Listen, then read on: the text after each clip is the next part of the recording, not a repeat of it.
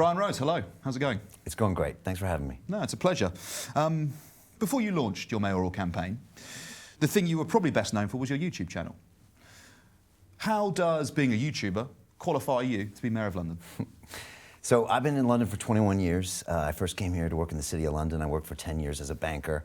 And I got to a point in my life where I was massively unhappy. I was depressed because I was just thinking about me and all the money I could make. So I quit my job and I started my YouTube channel. Like you said, it's called London Real. Started having conversations in my kitchen. And for the past 10 years, we broadcast probably over 1,000 conversations. And the idea is just to put out free broadcasts so people can learn from people's journeys and maybe take their lives to the next level. Or maybe me take my life to the next level when I sit down with a Navy SEAL or an author or an activist. And so I learned that being of service was what made me happy, as opposed to making as much money as me. And so last year, mid-year, I was making videos. I was asking hard questions about the government. And at one point I thought, am I just gonna make some more videos? Or am I actually gonna do something about the future of this city and maybe actually be of service to a large number of people in a bigger way? So I came to a crossroads and I thought, you know what? I got 2 kids, they're 3 and 4 years old. 20 years from now, they're gonna say, what did you do, Papa, back in the great crisis of 2021? Did you make another YouTube video? Or did you actually step up and do something, you know? And I thought, I have to do this. And I still remember I went home to my wife and I said, honey, I'm gonna run for mayor. And she said, why? Like, London Real's never been so popular. Business has never been so good.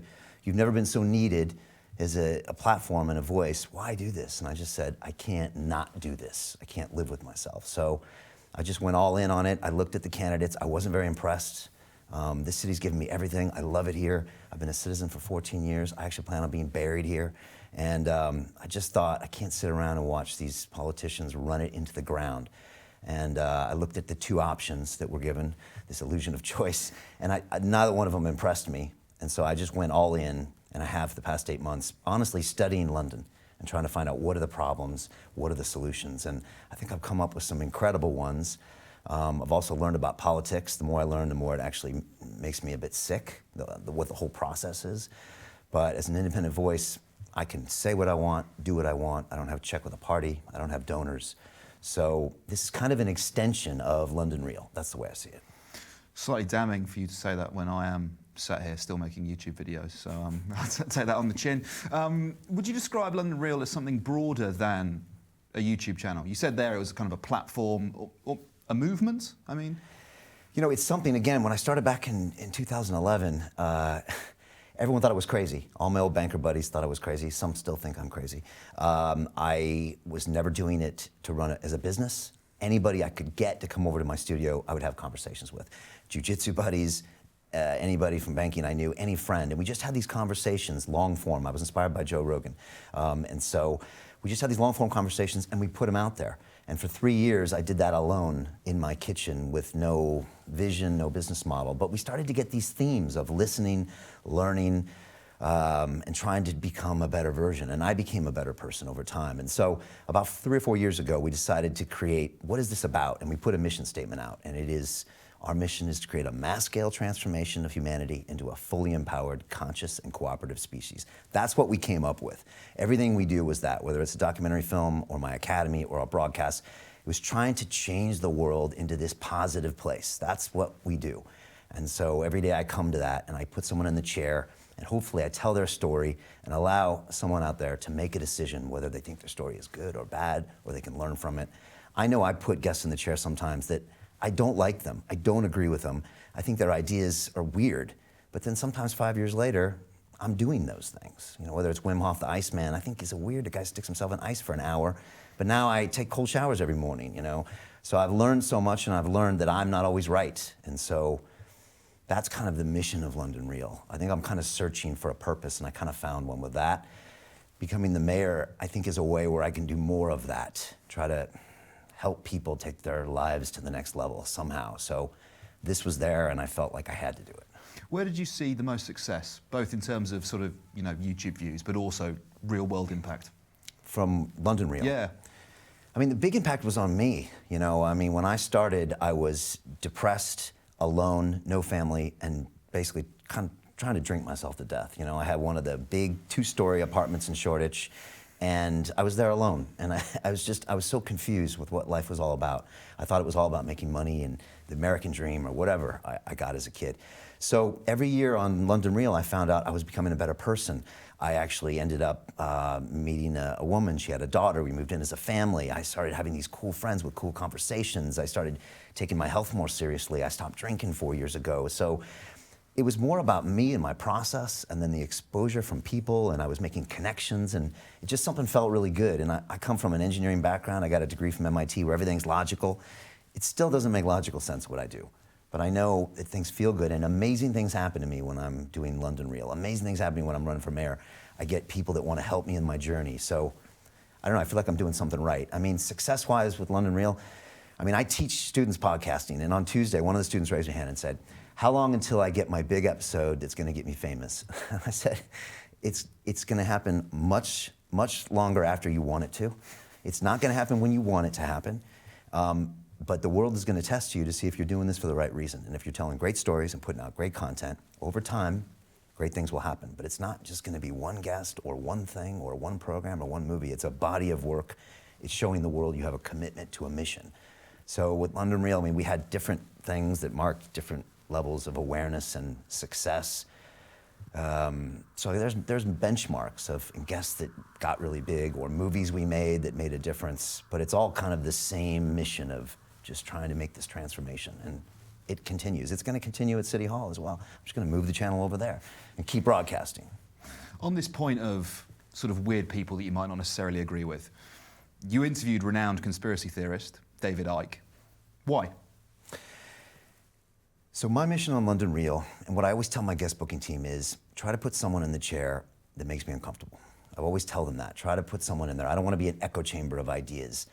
And so over the years, they put a lot of people in that chair. And David actually was one of the least controversial when you look at some of the guests. Rose McGowan, one of the founders of the Me Too movement, was very controversial. I had Moazzam Begg, a Guantanamo Bay prisoner who was unjustly prisoned there. I had Edward Snowden's attorney before he was cool. I had, John Cleese last year, who I couldn't broadcast on my YouTube channel because he was getting censored.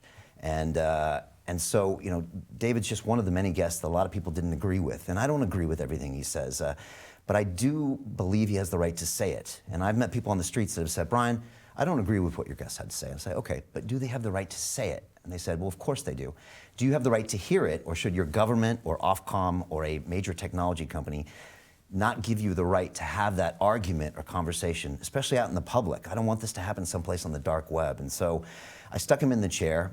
I don't agree with everything he has to say, but I figured it was important to have these open and honest conversations so we could try to find solutions. If you look at any of the history, especially in Europe, of censorship, book burning, restriction of information, it's never led to anything positive. It always leads to darkness for humanity. So I think we should have these conversations. And freedom of speech usually means someone saying something you don't like. And I get that. But I thought it was important to have him on at a time where nobody knew what was going on, and I thought more information is always better, and I still think more information is better.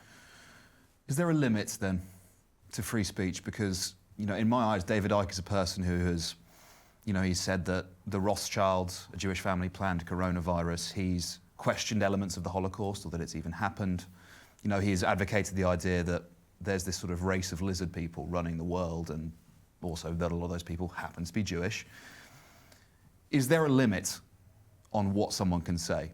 Do you impose one or not at all? Are you sort of a free speech absolutist? No, and I've had to think deeply about what freedom of speech means, because last year we put everything on the line to fight for freedom of speech. I put my whole YouTube channel on the line. It was moments away from being completely deplatformed from YouTube. I had a very public battle with them.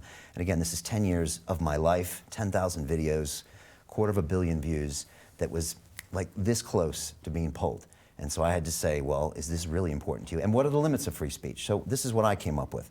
It does not include hate speech, inciting to violence, overthrows of governments. I don't think that is allowed when it comes to free speech. And I don't tolerate that on my platform.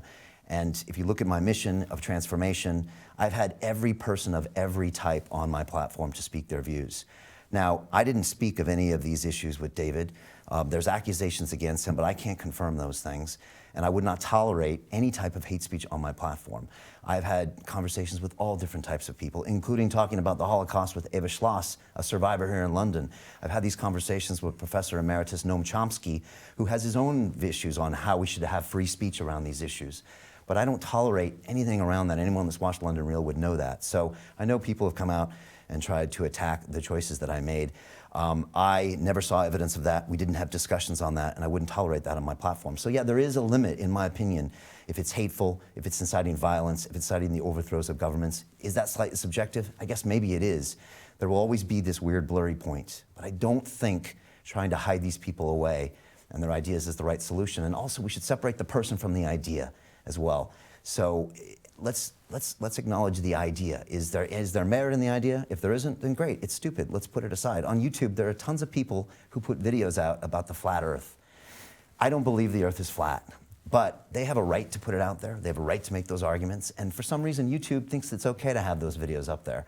And yet, when you put out a lot of other videos last year that were questioning decisions of the WHO, et cetera, they thought that those should be censored. So we have some real questions to ask ourselves about freedom of speech and digital freedom of speech. I mean, the real enemy here, I think, is our technology platforms. And I'm still facing that censorship on YouTube, on Facebook, on Instagram. It's a real thing, and most people don't know it's real. They think Google is a search engine. It's an agenda engine is what it is. And most of my content has been censored on YouTube. And so I now feel censored when I speak on YouTube. But this is dangerous stuff, and I think we're only getting started.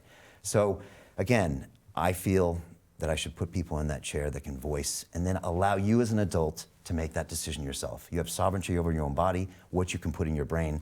Every person I meet on the streets of London says I should have the choice to engage with that person. I shouldn't have a government trying to treat me like a child. And so I try to give people that choice. You can watch it, you can not watch it.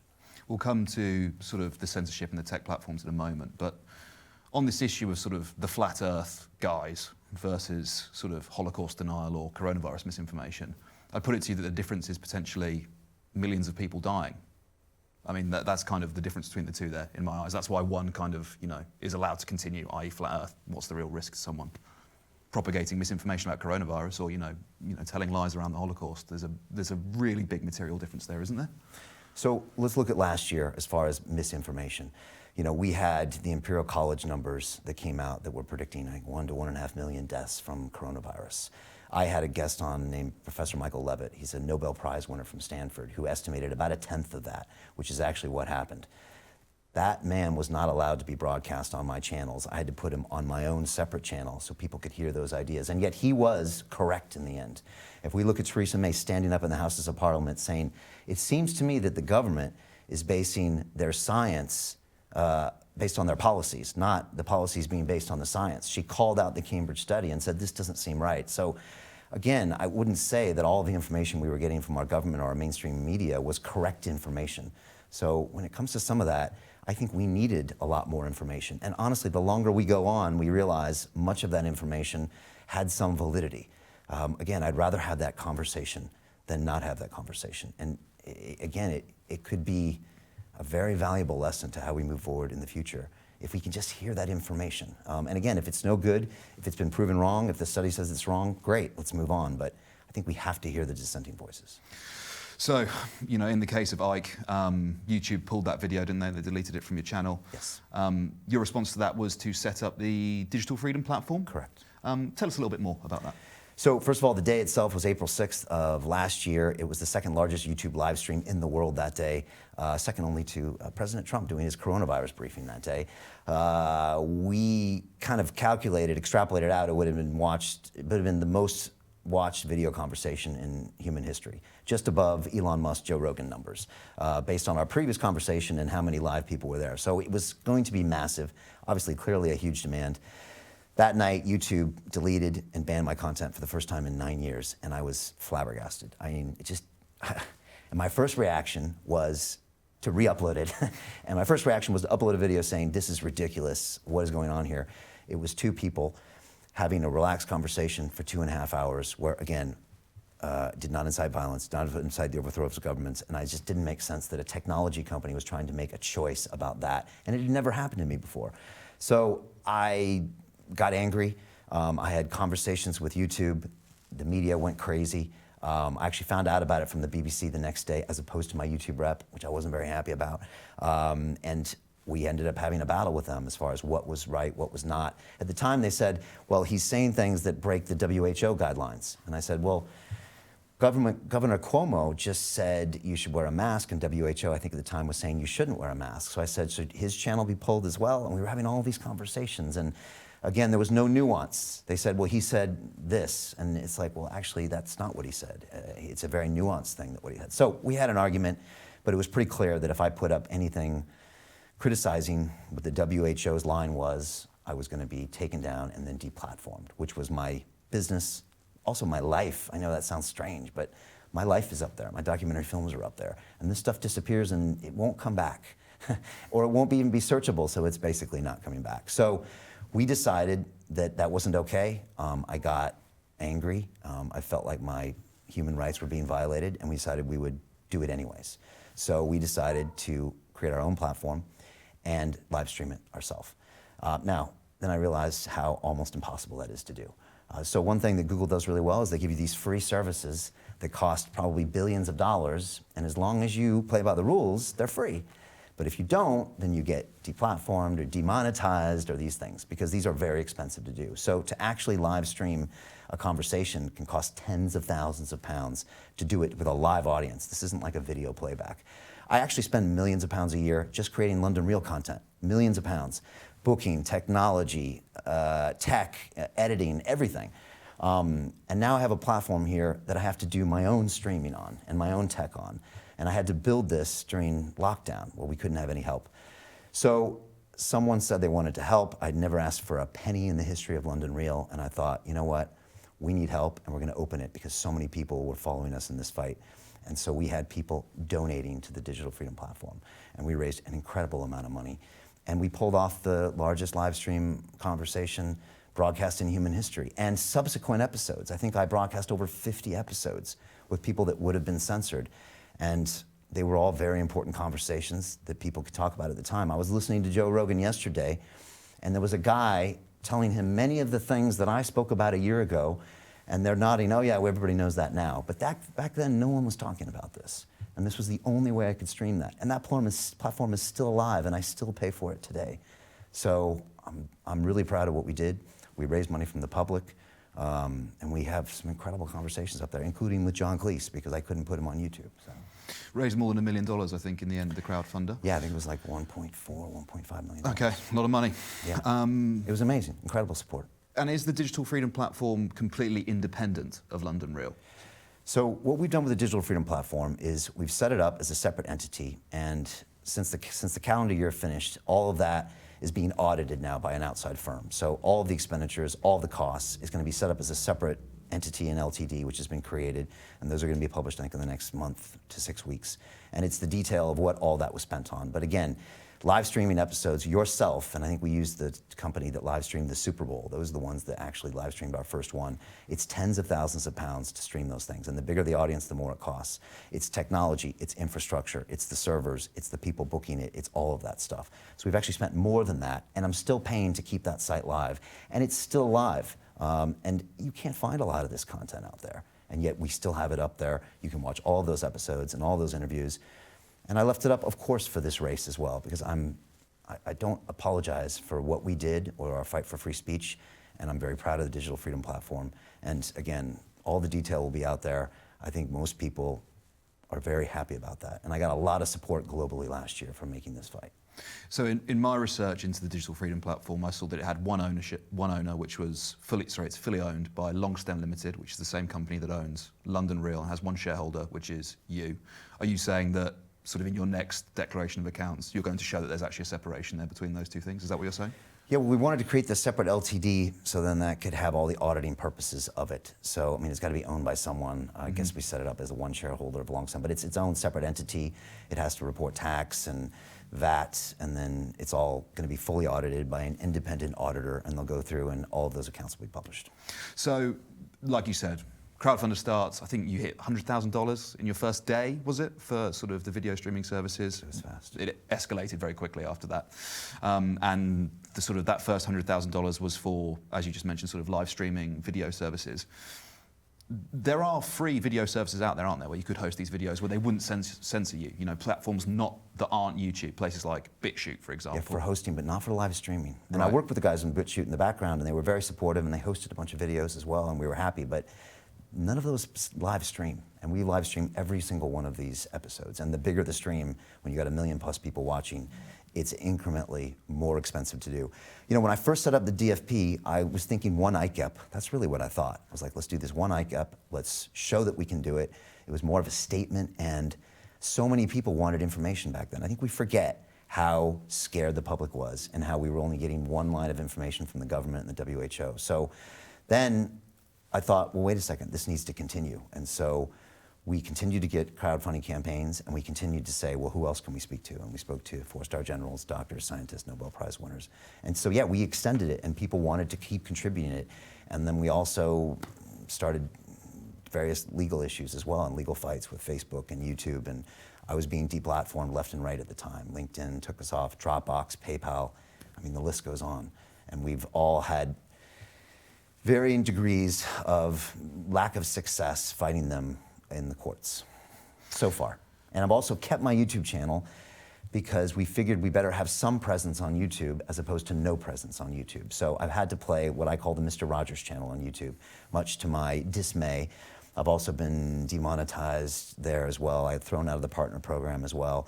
And they've told me in no uncertain terms that I am one upload away from being completely deplatformed. And this will all be coming out in our documentary film that'll probably come out next year. But yeah, it's not been pleasant dealing with them by any means. And unfortunately, if you're not on YouTube, it's the second largest search engine in the world, owned by the largest search engine in the world. It's hard to be relevant. And so, yeah, most people don't realize how censored we are on a regular basis, Instagram as well. So, yeah, we're continuing to move forward and fight and continuing to do this. So. One of the other steps in the crowdfunder was for blockchain technology to be used in your videos, which for people unfamiliar, blockchain is basically a digital ledger that allows the transmission of information without it being sort of directly editable or hackable. It's quite a secure way of transmitting information. And I think it was $200,000 for that in the crowdfunder. What blockchain technology have you been using on the DFP? So when we started getting more and more crowdfunding, we started thinking, what else can we do with this platform? And what can we do? And so one of the ones was to continue broadcasting. We started talking with the BitChute guys and said, what can we do about this? We were very concerned about our content being taken down, very concerned about it being stripped down. So we started looking into various blockchain solutions, what my tech team is still looking at. Luckily, up until now, our content hasn't been pulled from our website, or it hasn't been yanked, although a lot of people's content has. So we haven't had to implement the blockchain technology. We haven't had to as of yet. But my tech people are looking into it. They're showing me solutions. I'd like these videos to be up there forever, for the next 50 years. It's not obvious to me that they are. And so we're pursuing all of these interests. But we've already spent the money creating those 50+ broadcasts, streaming those broadcasts, booking those broadcasts. And we'll continue to use it whenever I can't use YouTube as a platform, which might happen more and more going forward. So yeah, that's the state of that. Research into blockchain, but not used yet. The court battles you were just mentioning there. I think at the time you mentioned, I think it was the EU court you were talking about going into court to sue YouTube, $200,000 for that. So what stage are these court proceedings in at the moment? So we looked at a variety of options, and I was working with some good lawyers here in the UK and some in the States. And the lawyer in the UK said, if you can prove that, say, one jurisdiction in the world, if YouTube or Google is violating those local laws, then you can get an entire platform change across the world. So they thought that we had an advantage here, potentially in the UK, because of the EU directive on human rights. And so they said, we think we should pursue that. But they said, first, we'd like to also see if we can get support in Parliament. We also created a petition that we had signed. I think 250,000 people have signed our petition for digital freedom of speech, which was an important action. I had Lord Michael Farmer from the House of Lords on my program, and we spoke about restricting the digital technology platforms from censoring people here.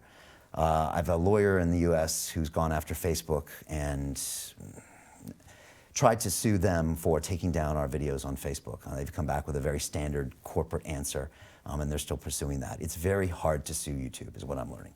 But we're still pursuing all of these options, and I'm still also on the platform trying to push the envelope as much as I can there. So again, we're pursuing all these actions, and I think as Mayor of London, it's part of my manifesto, is digital freedom of speech. And I think as the Mayor of London, I can show that we're not going to put up with our digital platforms trying to censor the citizens. And I think this is where I can be even more effective talking about these things. And we see these digital platforms now being more powerful than our politicians. And it's really going the wrong way. In America, there's a massive battle there.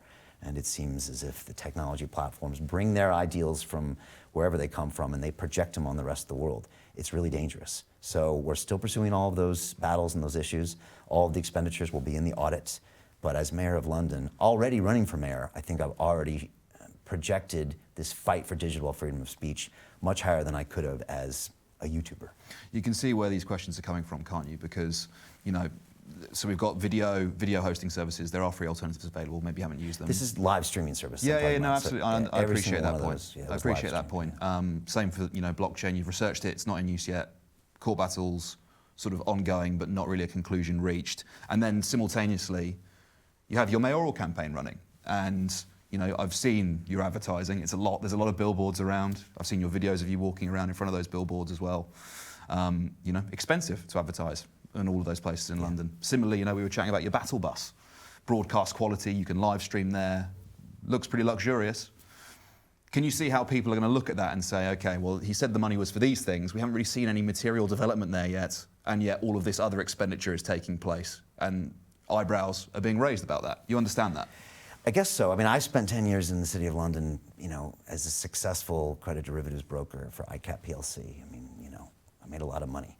And then I spent 10 years at London Real, and we were a successful channel there as well. So I'm putting all my own personal money into this campaign. Yeah, it's really that simple. And I thought, if I'm going to do this, why do this in half measures? So that's where all that money is going. Again, I'll have all the audited releases of this DFP platform, but it costs a significant amount of money to live stream, especially these big episodes, to create the technology platforms, to create the booking mechanisms, everything we do, and it'll all be out there. But we've spent more than that amount of money. We're continuing to pay in to keep that platform alive. And I'll publish all those accounts. And I understand the questions, and that's why we're going to publish the audited results. In terms of your mayoral campaign, I mean, you said you're sort of personally financing it there yourself. Yes. I mean, would you give us an idea of the figure? How much does it cost you? So first of all, no other candidate is putting their own money on this race. And so, you know, the current Labour mayor is using his party's money. The Conservative candidate, Sean Bailey, I know had most of his funding pulled because he's not a credible candidate, but he's still spending, you know, I don't know, hundreds of thousands of pounds on his own campaign. I think I told the Times I was spending 7 figures on this campaign, and that's accurate, you know. And when I first talked about this, I started speaking with my team, and we started reaching out to people that could help us, and they said, okay, do you really want to do this, or do you want to pretend to do this? And I was like, I really want to do this. I want to become the next mayor of London, and I want to try to take the city in the new direction. And they said, okay, this is going to cost you, because it's going to need this, this, and this. And if you want awareness, people are going to have to know who you are, because you're going against the two-party system. This is a duopoly. It has a stranglehold on everything, including the media and the polls, and all of this is this system of, it's somehow complicit, and I'm not saying it's intentional, but the status quo is rewarded. And so I don't get invited to the BBC debate, even though that's supposed to be objective journalism. Even though I have, according to the odds makers, and I don't encourage gambling, and I'm sure we'll talk about this, but they have had me in second place ever since I've announced for 6 months. Why don't I get invited to the debates? And so they said, you're going to need to build your awareness. And I didn't know exactly what that would entail, but I knew it wasn't going to be cheap. And again, I went back to the mission. Like, am I here to transform humanity? Yes, I am. And I'll be honest with you, I've had some very hard conversations with myself 2 or 3 months ago when I saw the amounts that some of these outdoor ads cost and some of these print leaflets. And I had to ask myself, are you really doing this for the betterment of London? Because you might not see this money again, and you might not get elected. And so are you really doing this for the right reasons? And I said, okay, I am.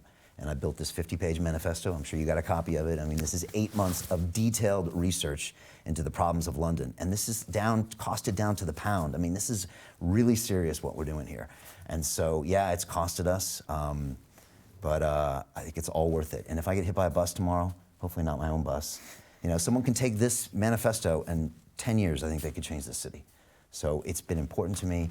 It's not been cheap, but I don't regret it at all. Okay, so you've said we're going to talk about it, so let's talk about it. Your sort of second favourite with the bookies.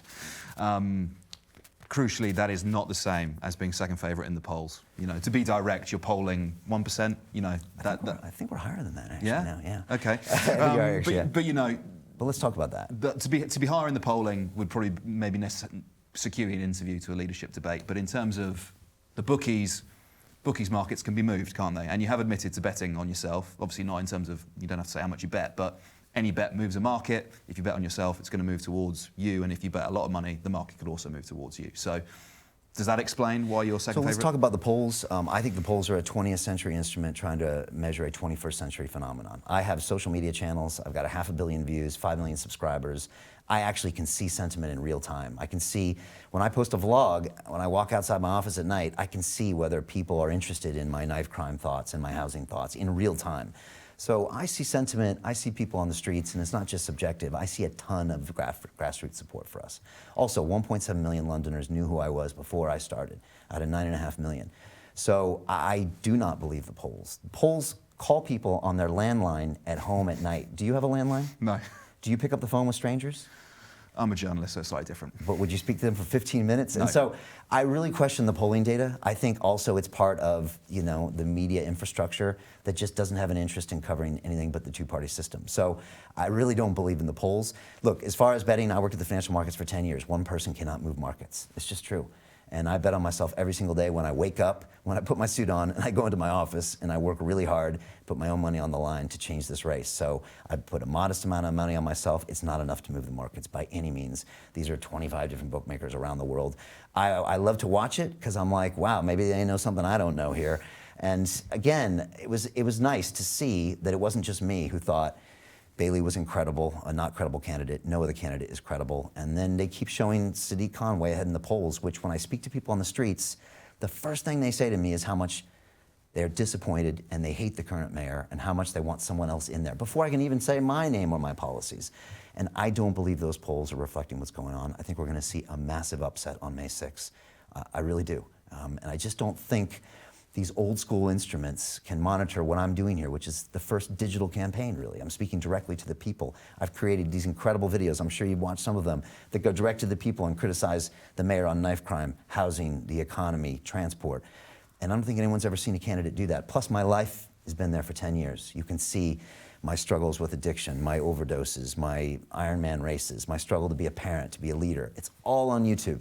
It's all unscripted, uncensored, uncut. So I think people in London can see I'm doing this for the right reason. I care about Londoners. I love Londoners. The current mayor does not love London. He doesn't care about people. And I think people see that. I think they see a career politician who wants to become the next prime minister, just like our last mayor. He's a great politician. He's a master at the press release. Yet when he goes out in public, he literally has to run and hide from people. I've been told by Labour headquarters that he's not allowed to go out in public until the election day, or he might jeopardize his chances. Boggles my mind. I'm out there trying to talk to people. The police are trying to ban me from campaigning. So again, it's two choices out here. And it's surprising to me that the polls don't reflect that. But again, I think it's just a very old school instrument. One other area of sort of discussion we have to cover before we finish up, and that's sort of, you mentioned at the beginning your podcast courses, your sort of your business advice courses. This is sort of tuition, it's an academy. Could you just explain the concept for us? Yes, so started London Real in 2011. Again, it was in my kitchen having conversations. I didn't know what I was doing or what it was going to be. It became a show. I started getting more interesting guests on the show, and just it started to grow. And I started to understand what it was, and I became a little bit better as a broadcaster. I'm still trying to get better. About 4 years in, people would stop me on the streets and said, Brian, can you teach me how to do what you're doing? Can you teach me how to start a podcast? Can you teach me how to show what you've built here? Can you teach me how to publicly speak? Because I just done a TED Talk. And I was like, no, I'm too busy doing shows. Like, that's what London Real is. And so finally, after a year, I listened, and we created something to try to solve the challenges of our customer base. And this is what I teach actually in my courses. And so we created the London Real Academy. It started off as a really simple product that had some extra content, some direct access, some live streams from me. And I quickly realized that people wanted to learn how to broadcast, how to publicly speak, and how to build a digital business. And so we started creating these 8-week courses where I instruct them live, and they have a high degree of accountability, as in I don't accept people's excuses, their procrastination. Everything is action-oriented. I ask them to record videos. They have to get uncomfortable, and they actually have to do what they say they're going to do. Most people aren't ready for that type of academy. I actually think we have the best academy in the world. I think it's incredible. I have amazing success stories that sometimes are lost in the press. I've got people that have created multi-million-dollar businesses. I've put 5 or 10 people on the TED stage after my courses. I've had people create incredible award-winning podcasts on the back of it. I teach every Tuesday night. I'm still in high demand for my courses. But it's not an easy process. I have a high standard, and I don't know if everyone's ready for that. I think some people buy a book or they buy a course, and they feel like then they've done the work. When people show up, I do ask for them to do many, many things. And so, look, like any business, there are some dissatisfied customers, and I'm sure we have some of those out there. But I also have literally hundreds of video conversations, 30 minutes with people in my studio telling me how my courses changed the course of their life. You can watch them all on YouTube or on our website, LondonReal.tv. I think it's /graduates is where it is. And I'm really proud. I taught on Tuesday, and it's part of the mission to teach people. And it's still hard. I get people that have million-dollar businesses, employees at Google, people that are accomplished lawyers, and they still won't actually publish their first podcast because they're scared. They're scared of the criticism, right? I wonder why. And so I have to push them to do it because it's more important to create something of value than just to be scared of failure. So that's the big lesson in my academy. And look, I know there's been coverage of some people that weren't happy with the academy. And look, like any business, there's always customers that aren't. But the majority of my graduates are happy, and there are amazing success stories in there that unfortunately aren't told enough. And I'm going to start telling more of those stories. I sensed with your answer you were getting ahead with what I was going to raise next, which is, this Facebook group, which I'm sure, in fact, I've seen you've been questioned about it already, so you're familiar with it. There is this group of people who really feel dissatisfied with the course you're offering. They feel they didn't get value for money. And this Facebook group is kind of a community of people, I think it's about 300 people, trying to secure a refund. And they feel that they can't get one, and they feel quite seriously wrong, to the point actually where, some of their credit card companies have refunded them because they feel like they haven't received the value that they paid for. How do you answer that? So I actually wasn't familiar with this group, but I heard about it recently. Look, right now we are a lightning rod for a lot of criticism for a lot of the things that we do. And so I find a lot of people somehow find us and find ways to criticize what we do in a variety of ways. Sometimes they're real, sometimes they're not real. Sometimes we track IPs and it comes down to 2 or 3 IPs that are generating hundreds and hundreds of complaints. So I can't confirm that all those people took my course. We have a very clear refund policy in place, and it's always been on our site. Sometimes they apply, sometimes they don't apply. And we're always clear with that up front. I'm sorry they're not happy with the product. I'm always trying to get better, I will say that. I'm always trying to change the course. We're always trying to get more accountability. I have former graduates that are team leaders in this course. We have community managers. We really try to keep people engaged. We try to get them through resistance. I mean, I'm literally talking people off the wire on these live calls sometimes on a Tuesday saying, okay, try doing a solo cast. You talk for 5 minutes on your phone. That's your first episode. I know you're scared, but I'm really trying to work with these people. So we can always be better. Of course, I want to listen to these concerns and make sure it doesn't happen in the future, because honestly, I think we have an incredible academy. So yeah, I'm always learning, I'm always listening, and we will always make improvements. Okay, so you kind of answered that criticism there, and I'll take that at face value. But you can see how there's kind of, like I said earlier, questions being raised about your campaign, when it comes to this fundraising in terms of the crowdfunder, your business courses and the dissatisfied customers there. I believe also a sort of pressure group, non-affiliated pressure group, has written to you about sort of perhaps false statements in your campaigning. There's almost a pretty significant weight of evidence here that I would probably look at and say, can I take what Brian's saying at face value? There's how many times does someone have to complain about whether it's the crowdfunder, the business courses, or the statements that you're making in your campaign literature before you go, there's so many different things here that you can no longer take what he has to say at face value. You have to be more skeptical. You have to go to the layer underneath. Well, I'm not familiar with anyone complaining about our campaign literature, but again, I pulled it out earlier, I'll pull it again. So this is our manifesto. I'm super proud of it. It's 50 pages. It's extreme detail of all of our policies. So again, getting London back to work, making the streets safe, transport and housing. We worked 8 months behind the scenes with senior members of the Metropolitan Police, senior members of TfL, senior members of the House of Lords. I cost everything down. How do you pay for the officers? Something my conservative candidate has no clue on how to do. I have an infrastructure tax. I know exactly how much is there. I know how to put corporate money directly into the communities. I'm working with Jamal Edwards on that. I mean, there's an incredible amount of detail in here that shows people I'm very serious about what I do and I have these plans for the future. So I think the majority of people out there know who I am. They've watched my content for 10 years and they see character, integrity, honesty, the truth, and it's all in here. You can't question the commitment. You can't question my drive or the fact that I really care about the city and I want to change it. And I think the majority of people feel that way. There is a minority, and they have the right to express themselves. As already discussed, yeah. And they do, and that's fine, and that's great. And I'm starting to learn that's such an important part of this political process is critics, and they do it, and Britain does it the best, you know, they do. They know how to rip people apart, and that's good. You should stand up to it and answer the questions. But I'm out there answering these questions, and again, I couldn't be more proud of our policies. We've been campaigning for over 6 months. I announced on October 14th. There's a lot of fair weather friends that just came into this for the last few weeks that are out there. We've been there, like driving my digital battle bus through every single borough in London, over 5,000 miles. I got detained by the police. They tried to ban me from campaigning. We got back out on the road and continued to campaign. I mean, I've been down there on the streets talking with people. I've been yelled at by people in Ealing because of the low traffic neighborhoods, because they're so frustrated that no one's come out there to listen to them. And I said, it was a guy named Mark. I said, Mark, I'm not the mayor yet. I said, I didn't do this. He said, but Brian, no one's talked to us. The mayor put this through. It's ruining our neighborhoods. The ambulances can't get through. It's hard to hear that, but I'm out there listening, and that's where this policy came from. It didn't just come from the architects and the economists. It came from real Londoners on the street saying, my friend got stabbed the other day. What are you going to do? I was with Eliza from the Lives Not Knives charity in Croydon 2 weeks ago. And I sat down with the youth workers, and they said, Brian, we talked to these kids, and they said the Metropolitan Police are disrespectful when they stop and search. He said, we understand they have to do it to protect the communities, but it's disrespectful. And so then I get on the phone with the Met Police guy, and I said, this is what they're saying. He said, Brian, we need more training. We know that's the problem. If you can give us 10,000 officers, we can do 2 days a month of better training. We can do community-based training where you actually train with the community. And I'm like, and I want officers from the community and the same race and ethnicity and backgrounds from the people they police. They said, Brian, we want to do better.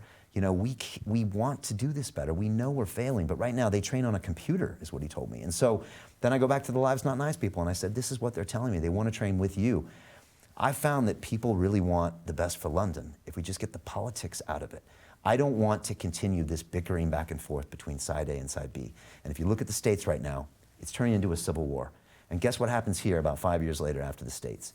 I don't want to go there in London. I want to be the independent voice that comes in, and I take the best ideas from Labour members, from Conservative members. I've worked from both sides on this document. And I want to take London forward. I want to do the right things with a 10 or 20-year horizon.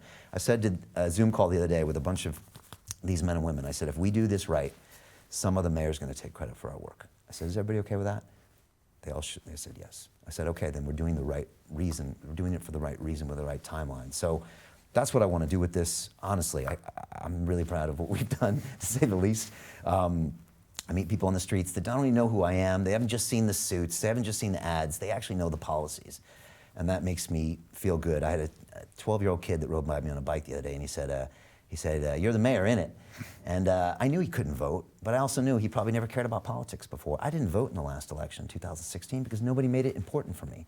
Nobody was on my digital platforms. Nobody was streaming live on my networks. Nobody was on Instagram. They're still not, really.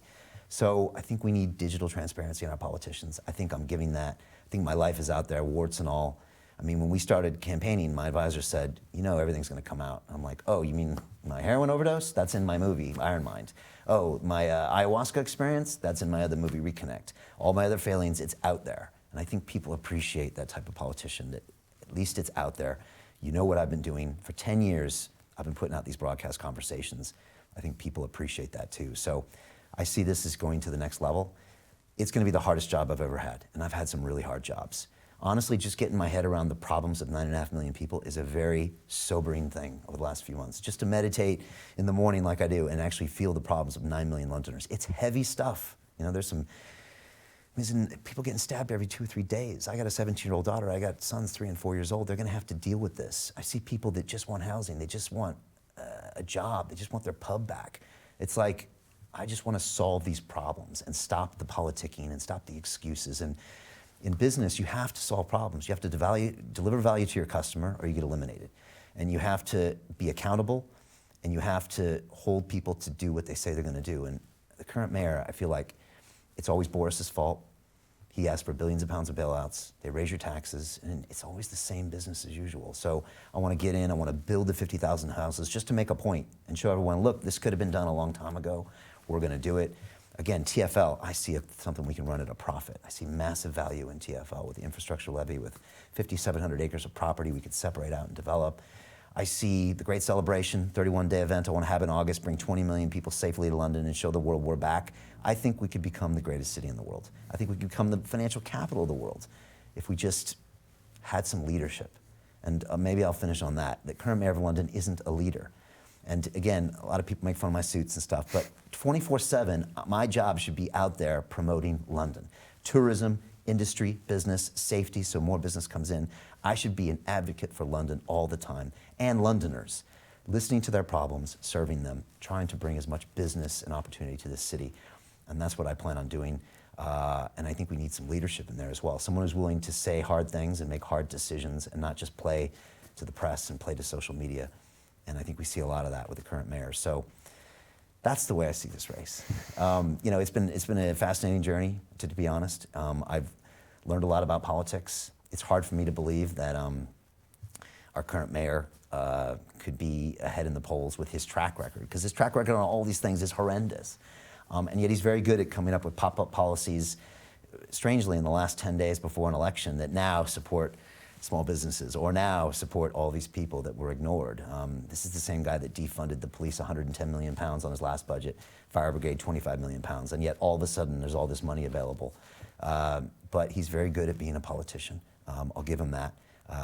But you know, I'll stand behind these ideas in our campaign any day. So yeah, we're really excited, and we think May 6th will be a big surprise.